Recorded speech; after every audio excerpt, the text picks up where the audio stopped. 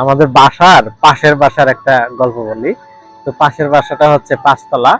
তো 5 তলার একদিন দেখতেছি আমি জানলা দিয়ে যে 5 তলার উপর থেকে মানে ছাদ থেকে তার যে বাড়ির যে মালিক আছে সে নিচে দারোয়ানকে ডাকতেছে যে এই নাম ধরে ডাকতেছে, তুমি আসো পরে আসো, কিন্তু ও কিছুতে শুনতেছে না। তখন মালিকটা চিন্তা করলো যে আমি অন্য একটা টেকনিক অবলম্বন করি। কি টেকনিক অবলম্বন করা যায়, যে আমি হচ্ছে 100 টাকার নোট একটা ফেলে দেই, যখন সে টাকাটা পাবে তখন হচ্ছে সে উপরের দিকে তাকাবে। তো সে হচ্ছে তার পকেট থেকে 100 টাকা বের করে ফেলে দিল এবং টাকাটা গিয়ে ঠিক দারোয়ানের সামনে গিয়ে পড়লো। দারোয়ান করলো কি, ওই টাকাটা একটু ডানে বামে তাকায়ে টাকাটা তুলে নিয়ে ফেললো। তোলার পরে সে আর উপরের দিকে তাকাইলো না। এখন মালিক চিন্তা করতেছে যে 100 টাকা নোট তো হয়তো এই জন্য এরকম হইলো, দেখি আমি 500 টাকার নোট ফেলি, আবার হচ্ছে সে অবশ্যই তাকাবে। সে আর একটা 500 টাকার নোটও হচ্ছে ফেলে দিল।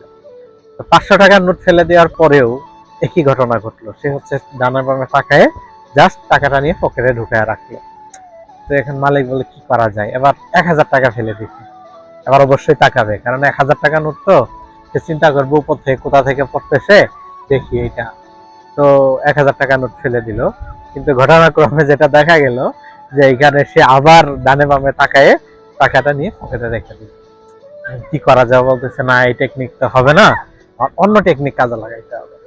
এখন কি টেকনিক কাজে লাগাবে সে চিন্তা ভাবনা করে সে করলো কি, একটা ছোট পাথর বললো যে আমি আপনাকে সেটা দিয়ে একটু মারি, তাইলে হচ্ছে সে ব্যথা পেয়ে উপরের দিকে তাকাবে। সে তাই করলো, একটা পাথর নিয়ে সে দিল এবং এটা গিয়ে একদম দারোয়ানের মাথায় গিয়ে পড়লো। দারোয়ান ব্যথা পাইলে উপরের দিকে তাকাইলো, কোথা থেকে পাথর আসলো। সে তখন দৌড়ে মালিকের কাছে গেল উপরে গিয়ে, তো রেগে মেগে আগুন, হ্যাঁ আপনি কি আমাকে মারার জন্য এরকম করলেন?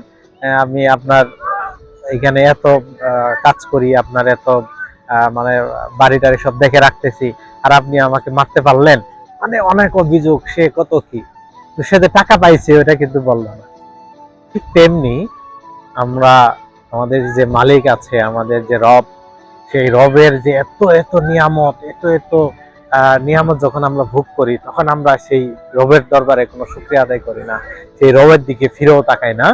কিন্তু কোনো কারণে যদি আমাদের একটু কষ্ট পাই আমরা, যদি আমাদের জীবনে একটু ট্র্যাজেডি বা কোনো একটা দুর্ঘটনা ঘটে বা যাই হোক আমরা কোনো একটা ক্রাইসিসের মধ্যে পড়ে যাই, তখন কিন্তু অনেক অভিযোগ, হে আল্লাহ তুমি আমাকে এত সুন্দর করে বানাইছো, তুমি আমাকে সৃষ্টির সেরা জীব বানাইছো, কিন্তু আমাকে এত কষ্ট কেন, আমার এত দুঃখ কেন, মানে অনেক অভিযোগ, খালি অভিযোগ না।